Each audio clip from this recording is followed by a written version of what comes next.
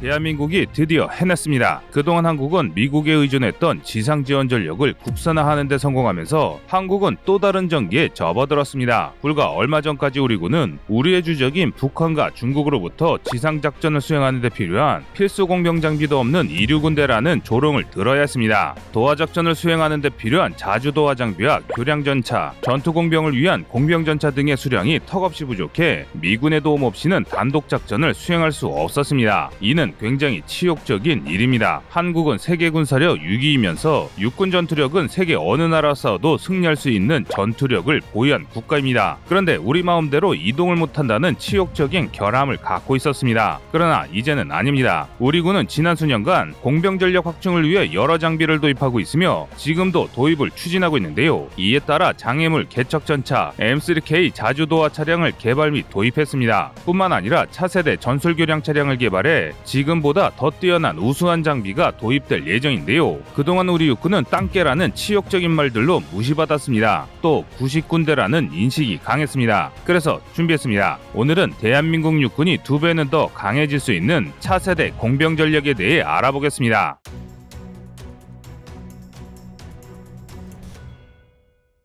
군대를 공병으로 다녀오신 분이라면 장관교, 리베프교를 다뤄보신 분들이 계실 것입니다. 만들어진 지 수십 년이 된 이 장비는 원활한 작전 기동을 위해 반드시 있어야 하는 장비입니다. 하지만 막상 이를 옮기고 조립하는 이들에게는 지옥 같은 경험에 불과한데요. 공병 출신자들이 허리가 멀쩡하지 않은 것을 보면 이병과가 얼마나 힘든지 알 수 있습니다. 정말 말 그대로 이곳은 힘이 많이 필요하고 힘이 듭니다. 그들의 말에 따르면 수백 킬로그램이 넘는 부자재들을 6명이 달려들어 겨우 옮기고 나면 다음 또 그 다음 자재가 끝도 없이 밀려 들어옵니다. 또 부교 설치 시간도 촉박해 우리나라 병과 중 3대 힘든 병과로 악명이 높습니다. 이렇게 우리 병사들의 척추브레이커인 장관교의 정식 명칭은 M2 장관 조립교인데요. 이 다리의 장점은 튼튼하고 한번 설치하면 쉽게 무너지지 않아 기갑부대가 강을 건널 때 상당히 유용한 장비이지만 설치하는 데 들어가는 시간과 노동력이 막대해 현대전에는 그리 적합하지 않은 장비입니다. 그래서 우리 국군은 한때 미군의 도움을 받지 못하는 국군은 식물이나 다름없다라는 평가를 받기도 했습니다. 장관교 같은 구형 장비를 대체할 지원 전력의 부족이 비판 대상이었는데요.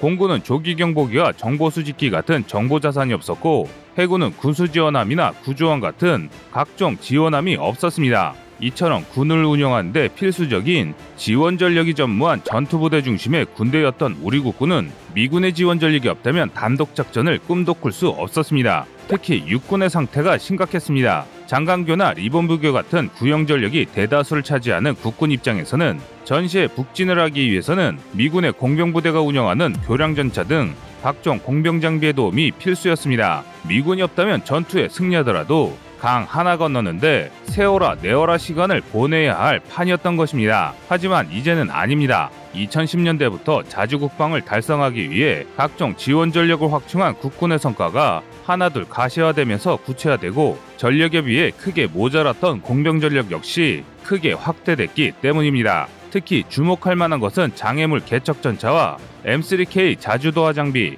그리고 차기 전술 차량인데요.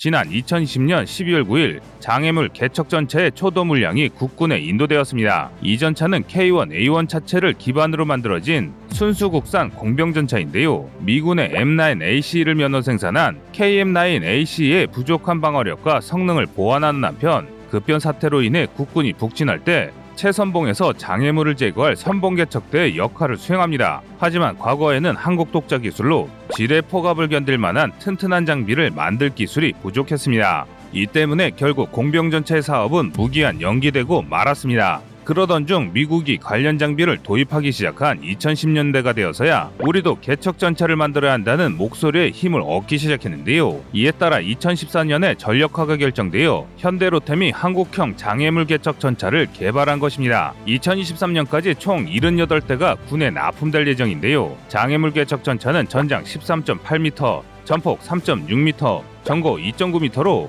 다양한 공병용 장비가 장착되어 있어 길이가 상당합니다. 엔진은 K1 계열 전차와 마찬가지로 1200마력 디젤 엔진을 사용하며 최고 시속 60km로 움직일 수 있습니다. 굴삭팔은 단번에 2.5톤의 장애물을 인양할 수 있으며 지뢰제거쟁기는 폭 3.8m, 깊이 30cm 정도의 구간을 일거에 정리할 수 있습니다. 뿐만 아니라 자기감응질에 무력화 장비가 있어 자기반응 지뢰를 큰 피해 없이 제거할 수 있는데요. 이와 함께 폭파형 지뢰제거 장비인 미클릭을 이용해 단방에 최대폭 8m, 길이 100m의 통로를 만들 수 있으며 미클릭으로 제거하지 못한 지뢰는 개척 전체에 장비된 지뢰제거쟁기를 사용해 완벽하게 제거할 수 있습니다. 이로써 한국은 한국의 기술로 만든 개척 전차를 통해 미국의 도움 없이 우리의 의지대로 진군할 수 있게 됐습니다. 통상적으로 우리가 생각하는 공병은 땅이나 파고 건물이나 짓는 병가로 생각합니다. 하지만 잘 갖춰진 공병은 전쟁의 승패를 가르는 중요한 역할을 합니다. 또 군대의 수준을 가르는 아주 중요한 지표이기도 한데요. 그래서 제대로 된 군대일수록 공병 전력의 건설과 유지에 많은 신경을 기울이고 있는 상황입니다. 공병의 주요 임무는 적의 공격을 방어하기 위해 방어진지를 건설할 때나 적의 방어진지를 돌파할 때 모두 공병이 필요합니다. 그 대표적인 사례가 용키푸르 전쟁이라 불렸던 제4차 중동전쟁입니다. 제4차 중동전쟁은 이스라엘의 휴일인 속죄일 욤키푸르에 맞춰 이집트와 시리아가 기습공세를 가하면서 시작됐는데요. 이 중 이집트군에게 큰 난관이 있었습니다. 바로 바레브라인이라는 이스라엘의 높은 방벽이었습니다. 당시 이집트는 3차 중동전쟁에서 패해 이스라엘에게 수에즈 운하를 점령당한 상태였는데요. 이스라엘군은 수에즈 운하를 따라 모래주머니로 높이 수십 미터의 모래방벽을 세워 이집트군의 공격을 방어했습니다.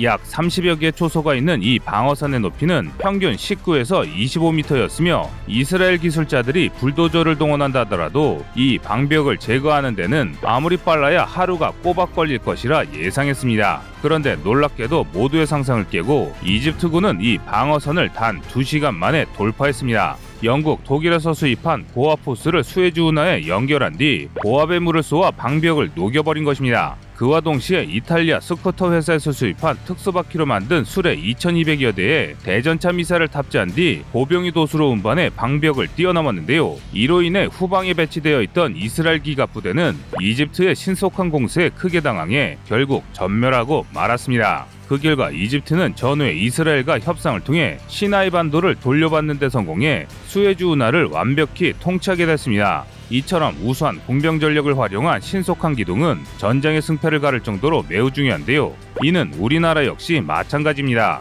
더 정확하게 말하자면 우리 국군이야말로 공병이 아주 필요한 상태입니다. 수에즈 운하에 걸친 바레브라인 하나만 넘으면 됐던 이집트군과 달리 우리 국군은 임진강, 예성강, 보통강, 천천강 등 여러 강과 개천에 더해 여러 산지 사이에 설치된 각종 장애물을 돌파해야 합니다. 당연히 공병 장비의 수요가 엄청납니다. 그중 가장 시급히 확보해야 될 전력이 바로 도하 장비인데요. 현재 국군은 도하 작전을 수행하기 위해 장간조립격, 간편조립격, 리본 부교처럼 설치에는 시간이 걸리지만 일단 완성되면 신뢰도가 높은 설치형 장비에 더해 K1 AVLB 교량 전차를 다수 보유하고 있습니다. K1 AVLB는 K1 전차 차체 위에 현 BA 시스템인 비커스4의 교량을 얹은 공병 장비입니다. 전장 12.5m, 전고 4m, 전폭 4m이며 최대 60톤 정도의 장비를 무난히 견딜 수 있는 22m 교량을 빠르게 설치할 수 있는데요. 이 장비로 큰 강을 건너는 데 쓰지는 못하지만 얕은 개울이나 절벽, 대전차호 등을 빠르게 건너야 할 때 반드시 필요한 장비입니다. 하지만 그럼에도 불구하고 현재 한국군에게 공병 장비는 부족합니다. 최근 급변한 한반도 작전 환경에 대응하기 어렵다는 것이 군 전문가들의 의견입니다. 바로 북한 뒤에 있는 중국군의 급격한 부상 때문인데요. 현재 중국군은 현대화에 박차를 가하며 구식 전차를 폐기하고 그 자리에 3세대 이상의 최신 전차를 배치 중입니다. 특히 한반도 북부에 주둔한 중국 북구 정부의 기갑 전력이 비약적으로 상승하고 있는데요. 이들의 목적은 국군보다 먼저 평양을 장악하고 전후 협상을 통해 한반도를 분할하는 것입니다. 이를 막기 위해서는 국군이 한시라도 빨리 평양 이북으로 진격해 중공군의 진격을 차단해야 합니다. 하지만 현재 전력으로 이를 달성하기에는 신속성이 너무 떨어집니다. 장강교는 말할 것도 없고 뗏목형 교량인 문교로 사용할 수 있는 리본 부교 역시 현대전에 적합한 장비라고 하기 어렵습니다. 교량 전차 역시 큰 강을 건너는 데는 무용지물이나 다름없는데요.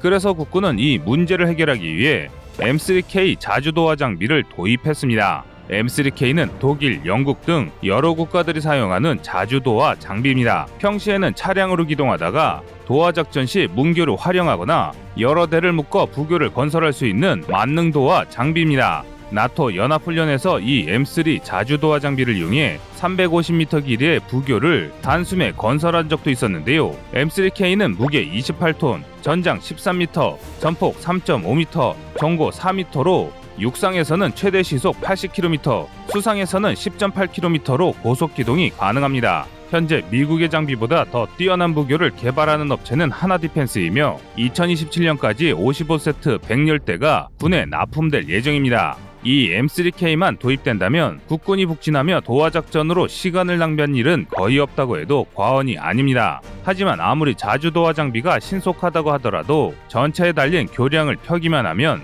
바로 교량을 부설할 수 있는 교량전차보다 빠를 수는 없습니다. 그래서 우리 군은 기존 K1 AVLB를 뛰어넘을 차세대 전술교량 개발을 추진 중입니다. 2003년에 처음 소요가 재개됐을 때는 무려 60m 길이의 고성능 교량 전차를 개발하려 했는데요. 그러나 ROC가 너무 높아 사업이 실패했습니다. 이에 따라 처음 개발될 블럭 1 교량의 길이를 44m로 낮추고 장기적으로 52m급 블럭 2를 개발한다는 단계적 도입이 추진 중인데요. 사업 타당성 조사를 거쳐 2022년에는 사업에 착수할 계획입니다. 따라서 늦어도 2030년대 초반이면 차기 전술교량 역시 우리 국군에 배치가 가능할 것으로 보이는데요. 현재 한국은 엄청난 속도로 혁신을 꾀하고 있습니다. 육군 전력으로만 따진다면 러시아, 중국과부터도 절대 꿀리지 않는 전력을 보유했지만 그동안 우리가 소홀히 여겼던 공병부대 장비 부족으로 그 성능을 제대로 발휘하지 못했습니다. 하지만 이제는 아닙니다. 지금 한국군이 추진하는 사업으로 세계 최강의 한국 육군은 더욱 강력한 강군으로 진화하고 있습니다. 여러분의 생각은 어떠신가요? 시청자님의 현명한 의견을 댓글로 남겨주시기 바랍니다. 여러분들의 좋은 의견이 좋은 영상을 만드는데 많은 힘이 됩니다. 이상 꺼리튜브였습니다.